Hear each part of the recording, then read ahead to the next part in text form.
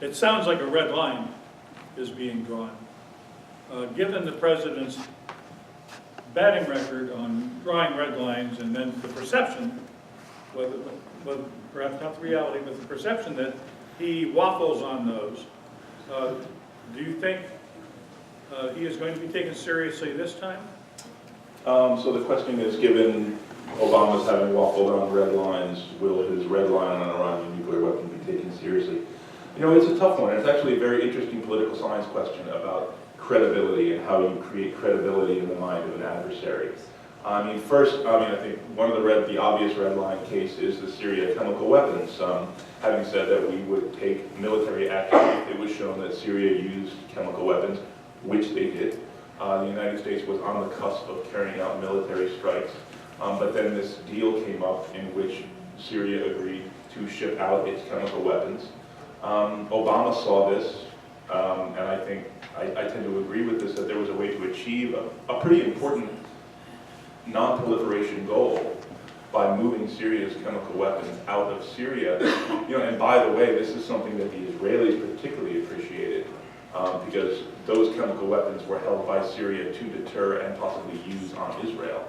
So I would just make the point that many Israeli security analysts I've spoken to, even though they recognize the possible cost to the idea of deterrence with Iran that situation might have created, at the end of the day, that was a deal that served that goal of non-proliferation, but also put Israelis more at ease. As to the question on the nuclear weapon, you know, it's very hard to say what the Iranians do and don't believe. I tend to think that having an American aircraft carrier parked off your coast all the time is a pretty good indication of what the United States is capable of doing. I think if we want to see how seriously Iran takes America's willingness to act, let's look at what they've done in the Strait of Hormuz. And that is very little. They understand that the United States is committed to the free flow of shipping through the Strait of Hormuz. If they wanted to cause trouble there, they have various ways of doing that. I think it's quite notable how little they've actually done there. So I think it really comes down to a question of how seriously they think Obama defines the acquisition of a nuclear weapon as an American interest, or promoting that as an American interest. And I seem to think, given Obama's, the first piece he ever published was about nuclear non-proliferation. So my assessment, having had the chance to talk to some Iranians about this, again, it's not this positive, but my assessment is that they take it pretty seriously. Sir? What you just said about the advantages of Obama temporizing on the red line was, pretty clear and compelling. Do you find yourself, like me, wishing he would articulate that a little bit more clearly sometimes? Because he seems to feed his opposition by being vague and imprecise. Absolutely.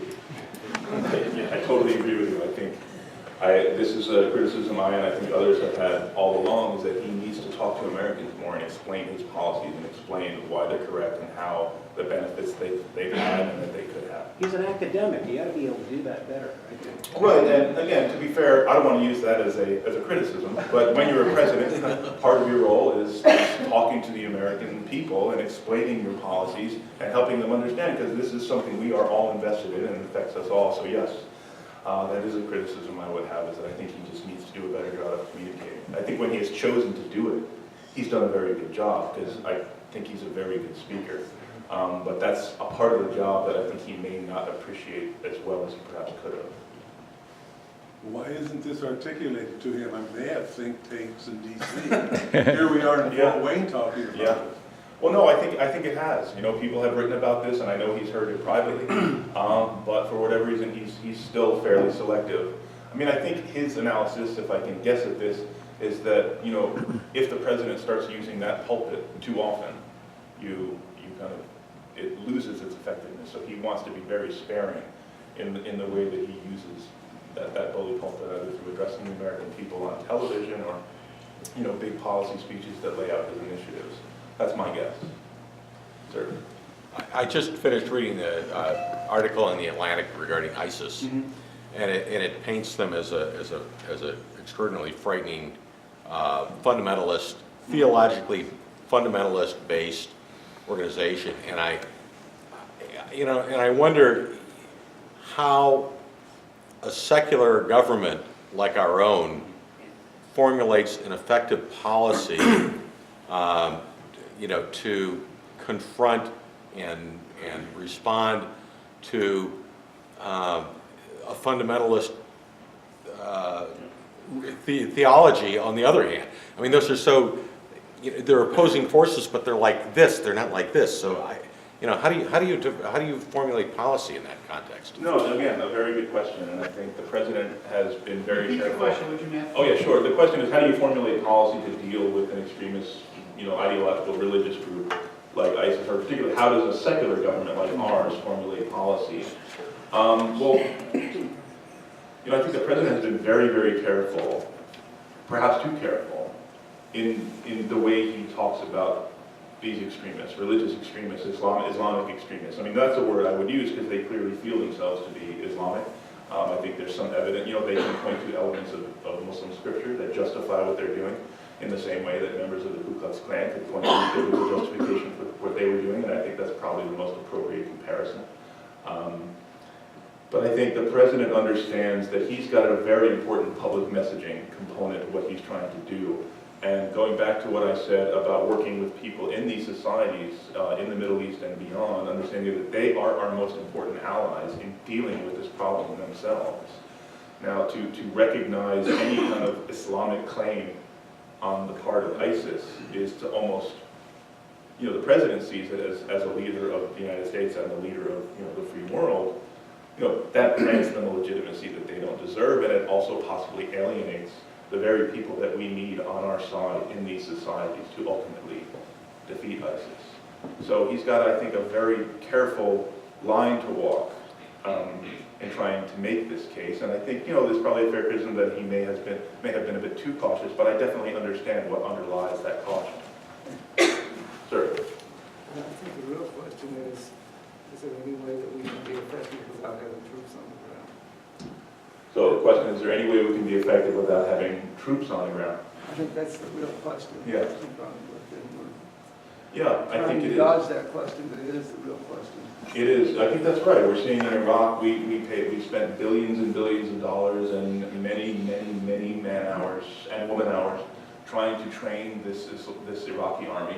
And we saw how quickly they fell apart. But that's not just because of training. It's because it turns out that their you know, commitment to this current government is just not as strong. I mean, that's what you need. You need morale. And this is an army that was quite demoralized because of, you know, it's a Shia-dominated government after years of Sunni minority rule. The Shia government is not representative, or at least the Sunnis feel that they're not being represented. I think that's quite reasonable. So yeah, the question is, what can we do without boots on the ground? I think that actually gets at what things Obama has been trying to do: the use of drones, the use of special forces, trying to focus on training and building up the capacity of these countries to deal with their own problems. But as we're seeing, that's going to be a very, very long process. But does not American public opinion today support ground troops? I think there was a definite uptick in support. I think it's now over 50% of Americans who say they would support troops on the ground to fight ISIS. I think that came in the wake of, you know, the very graphic beheadings of those 2 American journalists last year, the burning alive of this Jordanian pilot. I mean, just to, you know, go down the list of these gruesome and ridiculous acts that we've seen. But yeah, it's a good, you know, it shows how the public, which had been very, very cautious about the use of ground troops, when they see things like this time and time again, you know, they'll become supportive of it again. I would just say, though, I think that will change once we start seeing dead young American women, young men and women coming home. Would you, if I could follow this up, when you were talking about ISIS, I've heard some people the other day in a conversation saying, with respect to what happened in Iraq and our invasion, that, you know, this is our shock and awe, the term that President Bush used. Today, is that what ISIS is saying when they commit these atrocities? Check out our shock and awe. I guess you can make that comparison, but I think, Please you know, repeat your question. the question was, are these kind of graphic demonstrations of violence, the beheadings, the burning alive by ISIS, is that their form of shock and awe? And I would be careful about those kinds of comparisons, but I think it's true in the respect that I think part of their goal is actually to induce America to re-enter the Middle East and to fight them. I mean, that affirms for them to be seen by the United States as an enemy kind of elevates them in the eyes of their followers. This is exactly what happened with Al-Qaeda after 9/11. I mean, Osama bin Laden could not have been more pleased about the U.S. invasion of Iraq because it elevated this Al-Qaeda threat to the, to this much higher level. Let me just go back to the pastor. A two-part question. Turkey seems to be a missing player in the region, and I'm just wondering, they've been historically a close ally, and is there anything we might see coming out of that region? And then the second part goes into Iran, which is, out of the negotiations for the treaty, has there been anything positive between a U.S.-Iran relationship reapproaching the recent animosity? All right, so I'll need you to remind me of the second part again. So the first part is on Turkey, what have they been doing? Have they been a close ally? I think, yes, President Obama, Turkey was an important ally throughout the Cold War.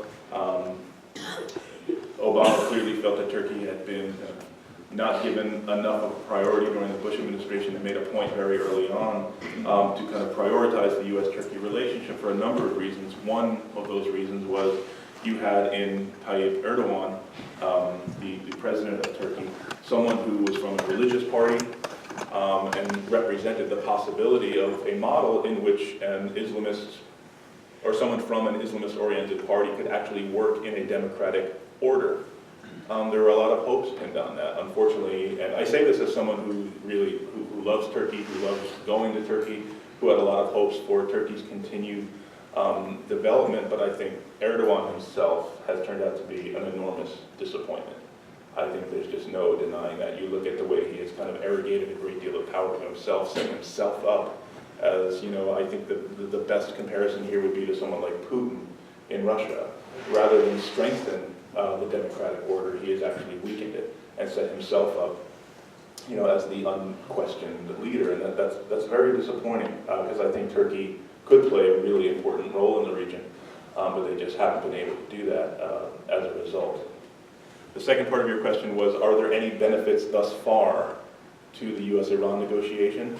Well, I'd say the answer is yes in two ways. One, the interim agreement called the JPOA, the Joint Plan of Action, that was agreed upon in November 2013 and enacted in January of 2014, first of all, put Iran's nuclear program under the heaviest inspection that it's ever been.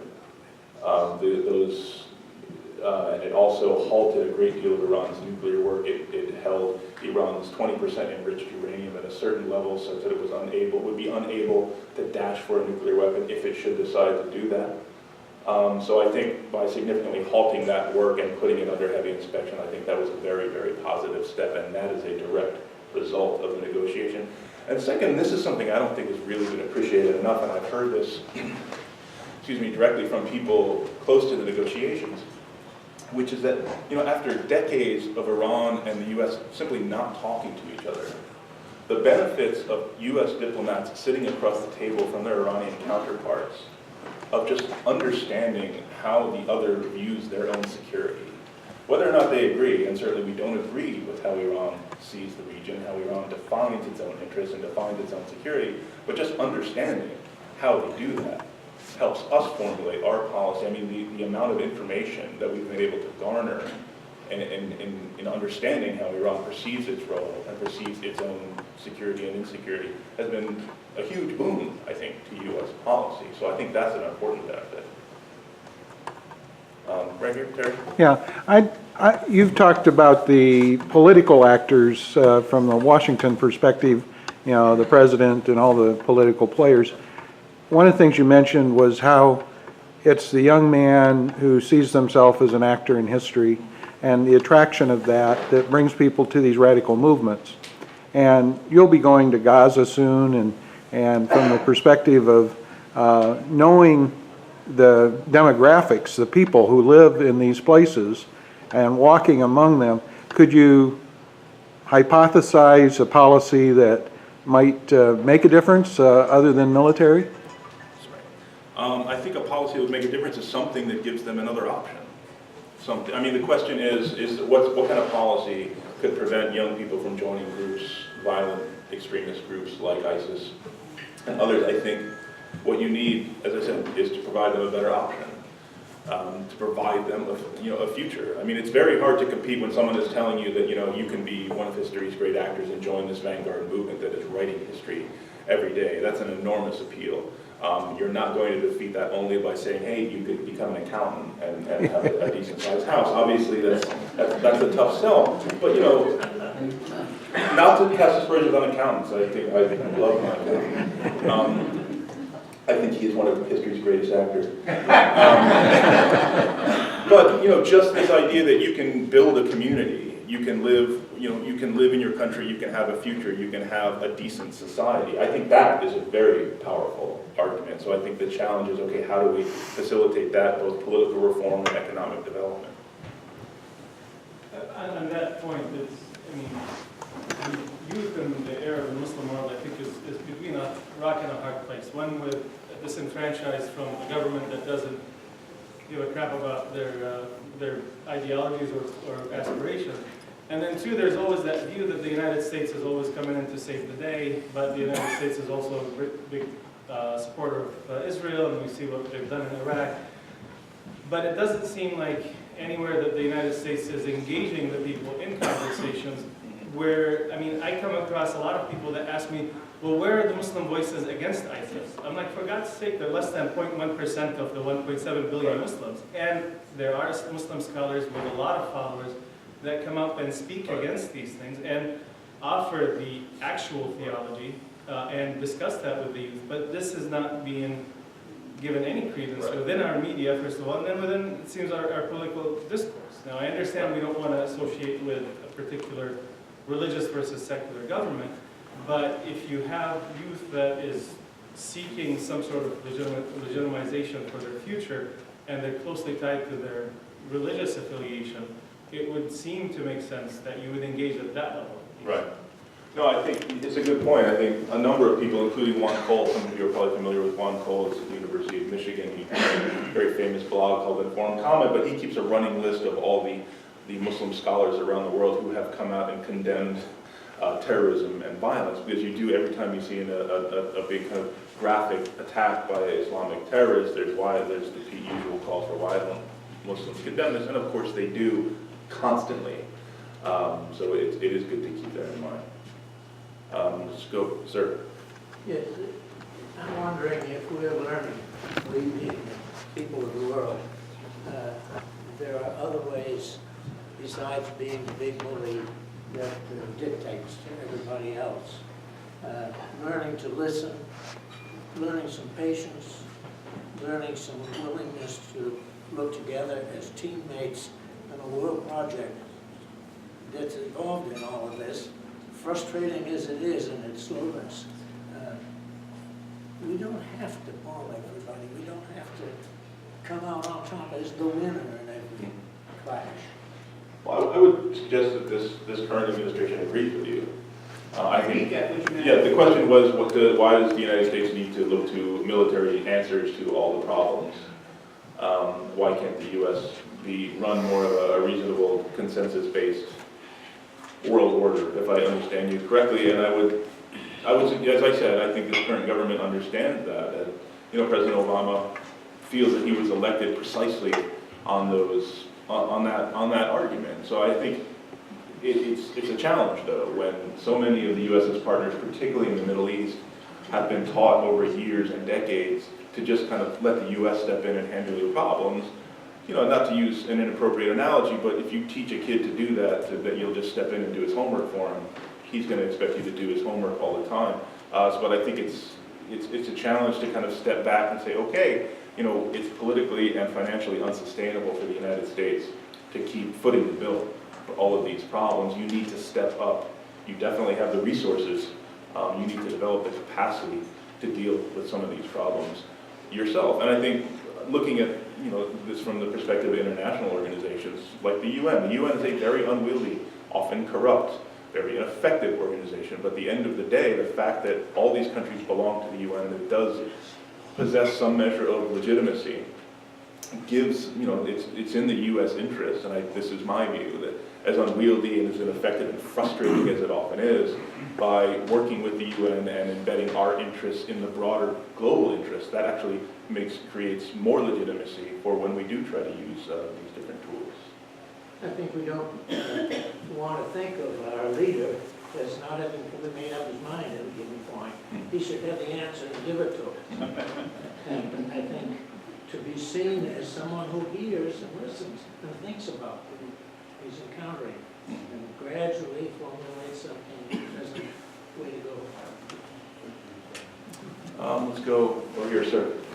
My question is sociological, not political. Sorry, we're doing sociology tomorrow night. What? Do Western researchers analyze the content of textbooks used in schools in Muslim countries?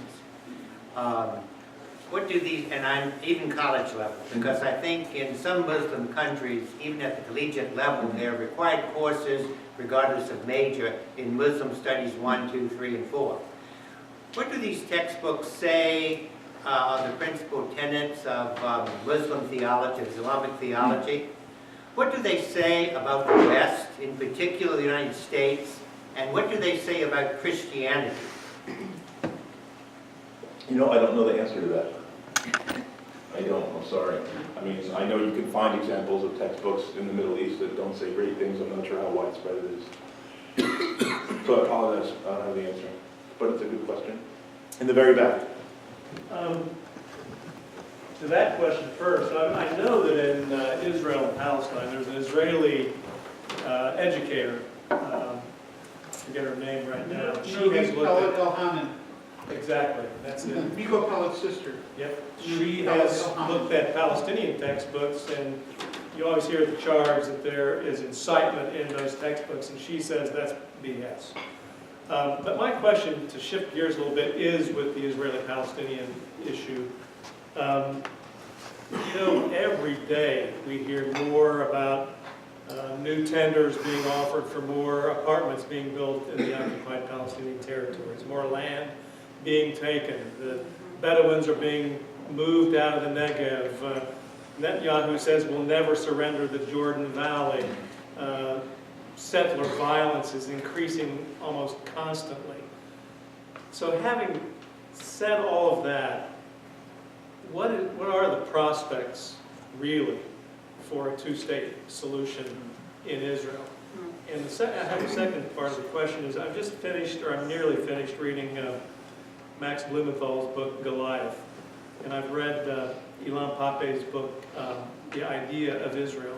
And if you read those books, it becomes pretty apparent that Israel is becoming an increasingly racist, xenophobic, nationalistic country.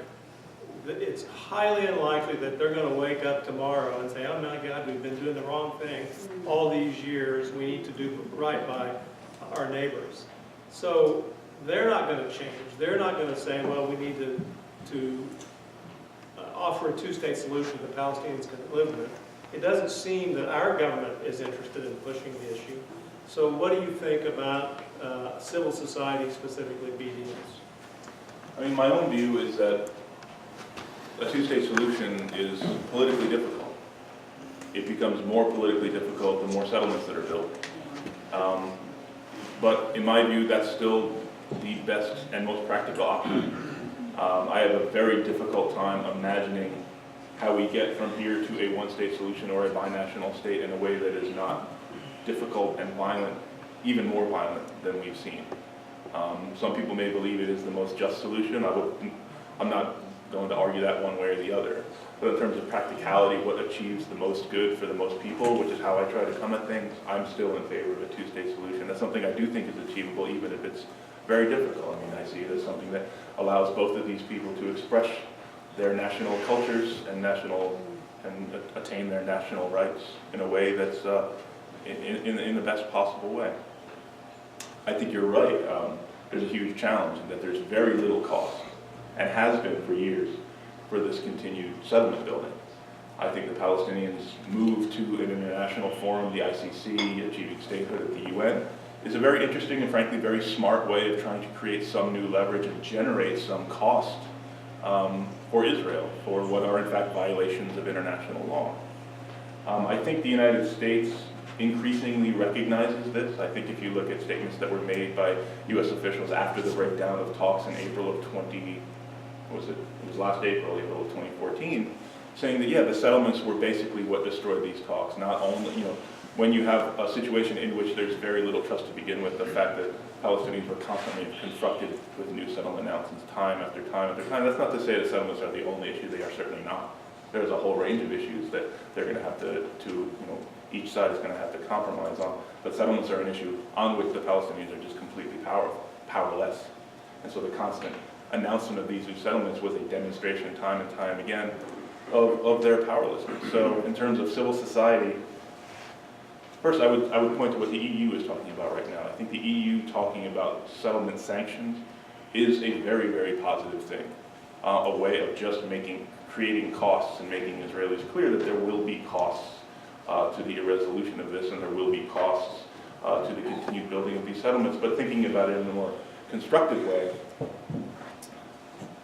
I mean, something that stays with me was talking with an Israeli colleague of mine, someone who was very, who has been part of, or knows a great deal about negotiations and has been part of the sort of pro-peace movement in Israel for a long time. He said to me, we're not asking the United States to do this for us. What we are asking Palestinians and Israelis, we are asking the United States to help those of us among Palestinians and among Israelis who want to end this conflict to end it. There are elements in both of these societies that want it all.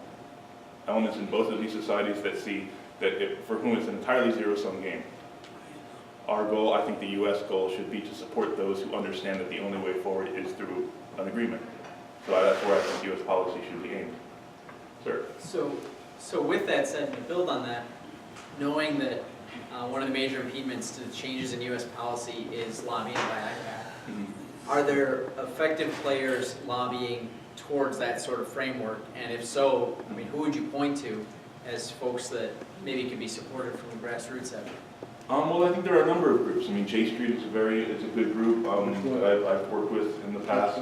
J Street is very supportive of the TwoState Solution, and they've developed as a lobbying organization that, they certainly don't have anywhere near the resources of an AIPAC, but they've come quite a long way in quite a short time in helping support and giving political support to members of Congress who are supportive of this goal. You have Americans for Peace Now. You have groups like Churches for Middle East Peace. Again, a group that I work with that works with churches in support of this goal. So yeah, I think you've got, rather than just one big, powerful organization, I think you have a sort of coalition of a number of smaller organizations who share this goal and who are very in touch with our colleagues in Israel and in Palestine who share this goal as well. Sir? Just a quick one. I still treasure the last copy I got from your office of the settlements report. Can we look forward to the foundation resuming those anytime in the near future? Actually, they decided right before I came on to cease those. I know. Our goal. So, our goal is to, because the decision was made, it was not a decision I made, but it's one that I agree with 100%, is that for its time, the settlement report was a great product, a hard copy, but, now in the age of the internet, when people on the ground over in Israel, thank you, Israel and Palestine are doing this research, thank you. I think our resources were better focused on just amplifying the work that people are doing over there rather than producing our own. I guess I'm missing the amplification. Okay, well then we need to do a better job of amplifying that. Sir? In light of Netanyahu's affection with the sanctions regarding Iran, couldn't we say that this would justify sanctions against Israel for its violations, and couldn't we make more of that? I think the answer is probably yes. I wouldn't. I think there are some interesting comparisons between the way Israelis or the Israeli government promotes its, its right to build settlements, and the Iranians promote their right to build nuclear power. I think I'd be careful with that comparison, but I think there are some interesting comparisons. But the answer, and just very simply, is yes. I mean, they are both in violation of their international commitments. So it comes down to a political question. One is much politically, it's very politically easy to promote sanctions against one and very difficult to promote sanctions against the other. But I think if you think international law should have meaning, then clearly violating it should have consequences. What makes it so difficult to impose sanctions against it? I think one is that, I think Americans are much more sympathetic to Israel for decent reasons. I mean, we identify with the Israeli cause in a way we don't with many other countries, and there's a history to that. Part of it's cultural, part of it's religious. I mean, when people talk about, the special relationship, I think that's a reality. Speaking as someone who was raised in the church, I was raised playing the heroes of the Old Testament, the heroes of the Jewish Bible. I played Joshua in an award-winning performance. I never played Haley Fomar, it was just not part of my personal experience, and I think this is true of many Americans, although, as Muslim Americans and Arab Americans become more a part, or more prominently a part of our society, I think that will slowly change. But for the time being, I think there's just a cultural and cultural affinity with the Israeli narrative in a way that there just isn't with the Palestinian one, and that's a big challenge. Ma'am? I didn't know if you had said anything about Hamas. Do they have much power and influence? They certainly do in Gaza. Please repeat that. The question was Hamas, do they have power and influence? I think yes, in two ways. As the governors of the governing power in Gaza, they do. I think they've seen their power diminish. If we go back a year ago or just under a year ago, when they agreed to this unity agreement with Fatah, an agreement they came into basically entirely on Fatah's terms. They did this because they were under such economic pressure because of the closing of the smuggling tunnels in Gaza, from which they had been drawing a very significant amount of tax revenue. Once those tunnels were shut by the Egyptian government, Hamas found itself unable to pay its employees and in serious trouble, so they needed to find some other source of revenue, and that was one of the driving factors behind the agreeing to that unity agreement with Fatah. That didn't work out. We had a number of events, including the most recent Gaza war.